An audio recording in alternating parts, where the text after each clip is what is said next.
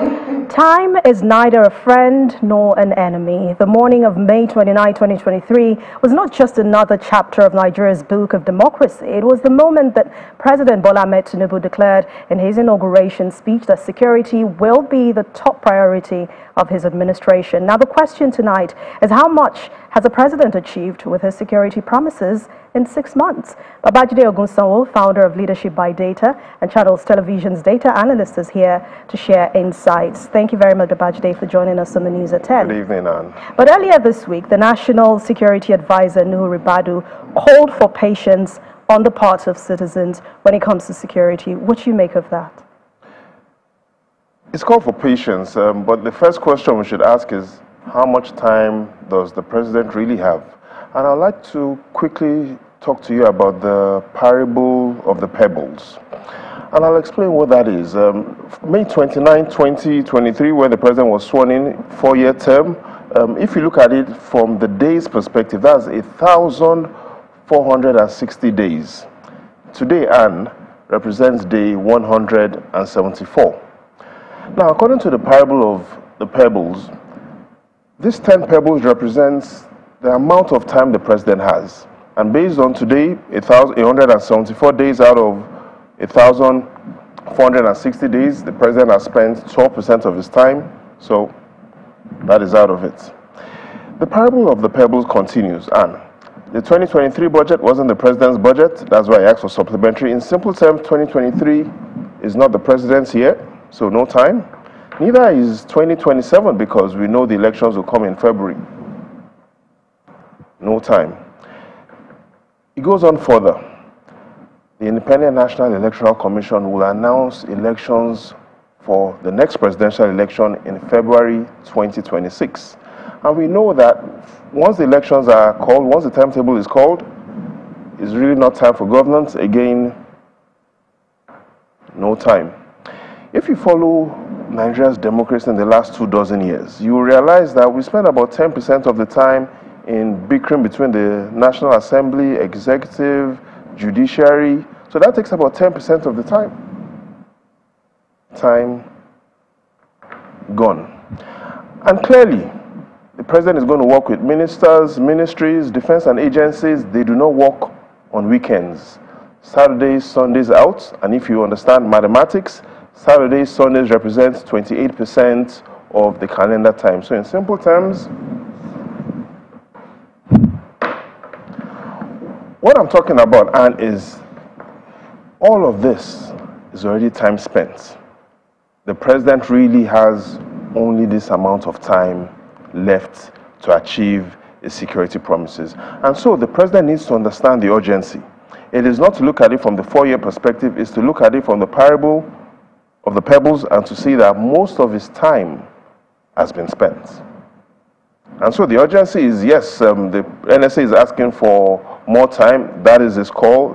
Perhaps that is the right thing to do to make sure there isn't much pressure on the president. But the reality is the president has already spent most of his time. But when you look at the facts made on these promises by President Bola Ahmed Tinubu, on security especially, how much has he achieved so far? Looking at his promises, there are about 7 things that we see as that today is achieving. There are about 12 things that we see that still need significantly a lot of work to be done on. But let's start with the 7 security promises he made that we see some level of energy and some level of progress on those 7 security promises. Before we look at the other promises he has made that we feel still need significant work to be done. And if we take a look at those promises that we believe and the evidence shows that he's achieving, it lets you see that, yes, the president perhaps is taking some of these promises seriously. We see intelligence-driven security programs. This week that just ended was the annual conference of the Chief of Defense Intelligence Conference that had a lot of national security leaders coming to deliberate. So we see intelligence-driven security programs, which was one of the president's promises. We see that happening. We see the president committing to more health insurance cover for families of fallen heroes. We clearly have seen the expanded use of the of the database, the National Identity Database, which was one of his promises. Collaboration with neighbors. We've seen leaders of security agencies take trips to Asia, Europe. We've seen the ECOWAS dialogues that have happening. So we've seen that promise being achieved. We've seen the NSCDC also making more inroads into providing VIP commitments. And if we also now take a look at those other areas that are underperforming, we see that there are still a lot of areas that the president promised that nothing has been done. Special housing program for the armed forces, nothing much has been done on that. Collaboration on security with state governments, we still expect the president to fulfill that, and we need to see more energy on that. Improved crime prevention, another promise. We need to see more on that. And looking at the Niger Delta, the president talked about re-establishment of aquacultural activities in the Niger Delta region and doing a lot of the oil cleanup. That still hasn't seen traction. So what we've seen overall is President is achieving in about 7 areas and underachieving, which we expect him to significantly improve on in these 12 areas that are in front of us. Now, for any nation, the use or the need for weapons can never be overemphasized. How much is being achieved when it comes to local manufacturing of weapons in the country? And that's a big area, and where we see some risk. And if we take a look at what we classify as areas where the president needs to even put an extra attention on, we see that local manufacturing of weapons, the president feels is a short-term plan, but the reality shows that we need to see our local manufacturing, our self-sufficiency in manufactured weapons should actually be more of a long-term plan than a short-term plan. Recruitment, another promise the president made on security that is at risk because no accommodation. If there's no accommodation, it is hard for you to recruit.